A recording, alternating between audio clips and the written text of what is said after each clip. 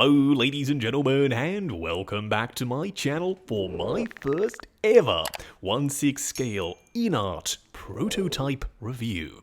That's right, today I've got my hot little hands on the Deluxe Rooted Hair Joker 2-pack. I could not be more excited to make this video.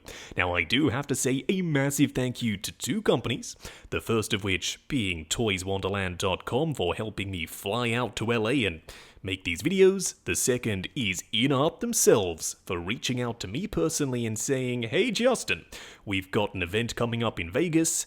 Do you want to get some hands-on time with our prototypes?" And of course, I said yes. Now, this is not going to be a super comprehensive review by any means.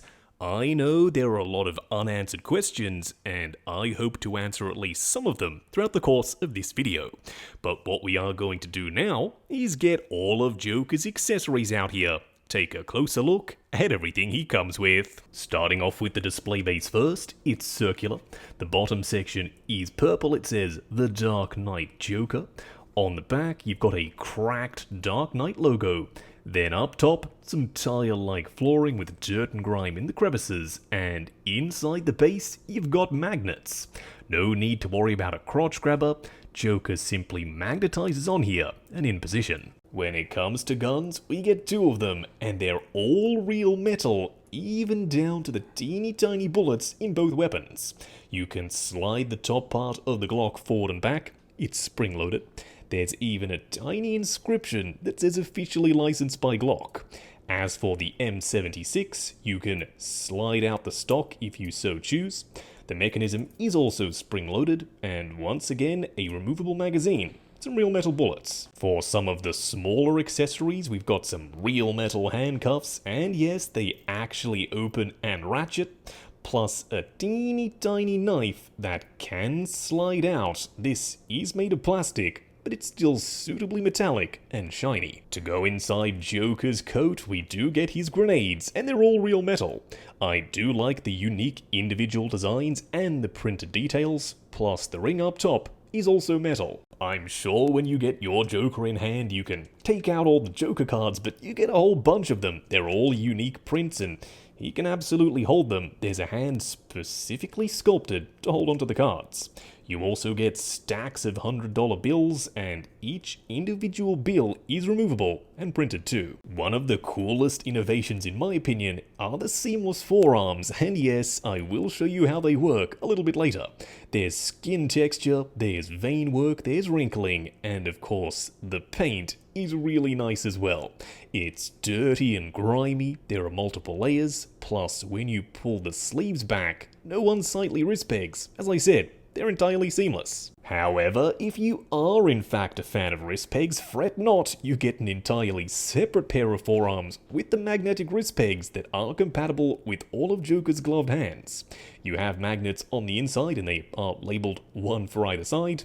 Then up top for the wrist pegs, yeah, magnets here as well. On the inside of the gloved hands, you've got magnets that correspond with those ones we mentioned just before on the wrist pegs, so they lock on nice and securely.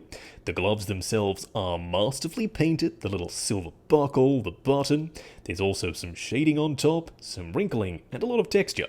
However, if you're wondering, hey, isn't something missing from this picture? Don't forget, with the 2-pack, you do get a full metal police cell diorama backdrop, a real metal bench for Joker to sit on, and it's suitably well painted with some dirt and grime and rust effects. Then the base itself is a large footprint, but not overly tall, a Dark Knight logo around the front, then the wooden flooring up top is real wood. Up close and personal, kicking things off with the head sculpt first. This is so freaking good. It looks exactly like Heath Ledger. The likeness is there from every single angle. The skin texture is immaculate. It's super HD, even through the makeup. The hair, though, is something else entirely. I don't think I've ever seen rooted hair done this well in 1/6 scale, and this is super close to a final production version, so yeah. This is pretty much what you should expect to see when you get your one. I also love the color. It's a slightly lighter, dirty blonde for the roots, accurate to Heath Ledger.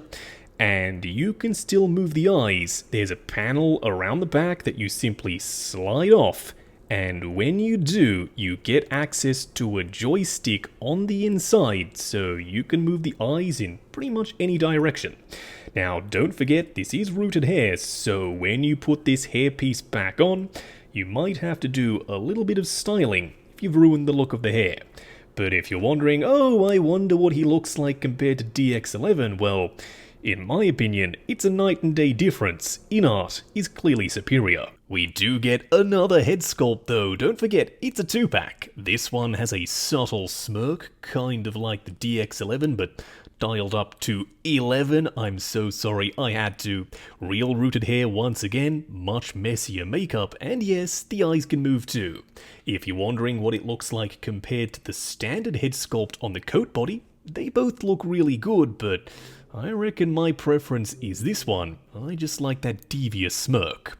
If you're also wondering, hey, can you switch the head sculpts between the bodies? Yeah, of course you can. Before we move on from the head sculpts, we've got the sculpted hair Joker on the left, also by INART, also a prototype, then the rooted hair on the right, and in my opinion, the rooted hair is clearly the winner. I like the sculpted hair, I really do, but the realism on the figure on the right is next level. The head sculpts are really important, don't get me wrong, they're potentially the most important thing here, but the outfit and the body, they're important too.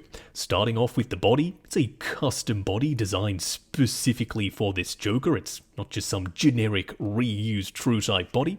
He's got this subtle hunch, just like Joker had in the movie. Plus, it's not overly big and bulky, it's kind of a slender frame. Now, as for the outfit, the entire thing is filthy. It's weathered, it's dirty and grimy. You've got a missing button on the vest, that is accurate. I do like that the shirt collar kind of sits in place, it doesn't just go flying away everywhere, and the same thing can be said for the lapels on the purple jacket. They're magnetic. That's not something I was expecting, but just helps tame down these spikes, otherwise they get a little bit unruly.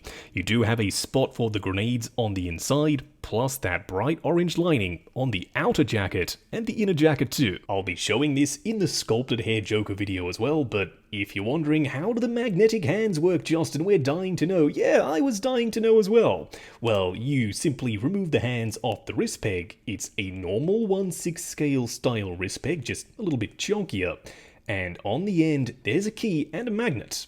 That means when you pop the hand on, it's nice and secure, and that magnet is just a little bit of extra insurance to hold it in place a little bit tighter. The vest and the shirt are identical between both Joker figures, missing a button, suitably weathered. But this one obviously isn't wearing the jackets, so they've added the seamless forearms. Oh, they look so good. Now on one side, I've got the shirt cuff done up. It's an actual metal clasp, as you can see right there. But if you wanted to, you could roll up the sleeves and switch out the forearms. They're also held on magnetically. They simply slide on.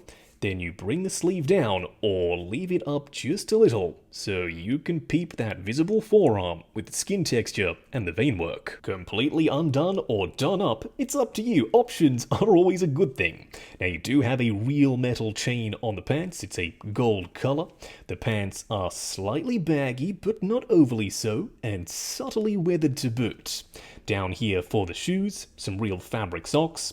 Now the shoes aren't fabric like the DX11, but I think they look a little bit better. There's texture on the surface, sculpted laces, some dry brushing, there's even a teeny tiny logo around the back. That's some next level detail. For a quick side-by-side comparison, here we have the rooted hair INART Jokers in the middle and on the left. Then on the right, Hot Toys DX11. The DX11 is quite old and he's wearing a custom coat, but he doesn't hold a candle to the INART ones. They look way better.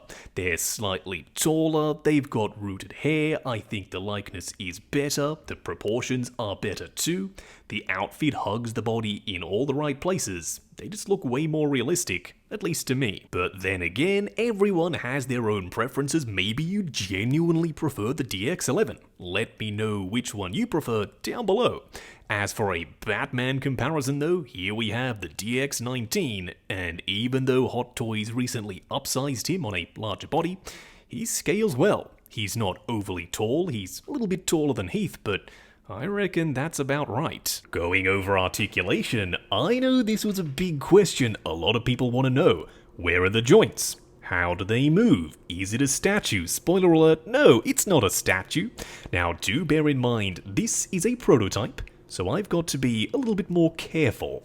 I'm sure when you get your version, the final version in hand, you can push the joints slightly further than I am willing to go. Starting off with the head sculpt, it's on a fixed neck with a ball joint at the bottom, looking forward and back, swivel and pivot side to side. The arms do go up to there, they will go forward and back, butterfly joint at the shoulder that also hinges up and down. Swivel at the bicep, double bend at the elbow, that does go way past 90. Now, depending on which forearm you decide to go with, you either have a regular magnetic 1/6 scale style ball joint for the wrist peg, or you've got nothing, it's nice and smooth and seamless. It all depends on, as I said, which one you decide to go with. Now the torso does have a ball joint, crunching forward and back, swivel and pivot side to side. The legs go forward to there, going out to there, swivel at the upper thigh, ratcheted double bend at the knee going the full way, then lastly a double ball peg down here for the ankle. Wrapping up on the INART 1/6 scale Deluxe Rooted Hair Joker 2-pack from the Dark Knight. Now I do want to say once more, this is a prototype review. I won't be giving you my full thoughts per se because I want to save that for the full unboxing and review when I have my own copies. For now though, I'm already really happy.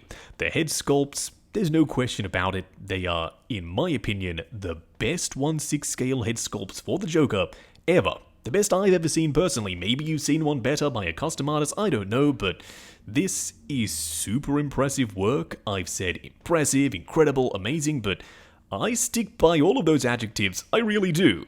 He comes with a ton of accessories, and when I say he, I mean both of them, cause it's a 2-pack. I love the diorama backdrop with the metal bars and the wooden flooring, a very nice touch indeed.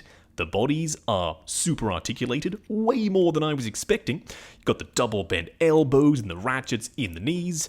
Then the seamless forearms, one of my new favorite things in 1/6 scale. They're not for everyone, but the cool part is if you don't want to use them, you don't have to. You've got wrist pegs as well. The choice is yours. But I'll leave it at that. Just know that when I get mine in hand, we'll definitely be putting them through their paces. Now I do have to say a huge thank you to INART once again for allowing me to make these reviews. I have popped the link to their website in the description down below. While you're down there, why not hit that subscribe, bell notification icon and join button if you like the sound of seeing your name in the end credits of my reviews. Like, comment and subscribe, we'll catch you in the next video.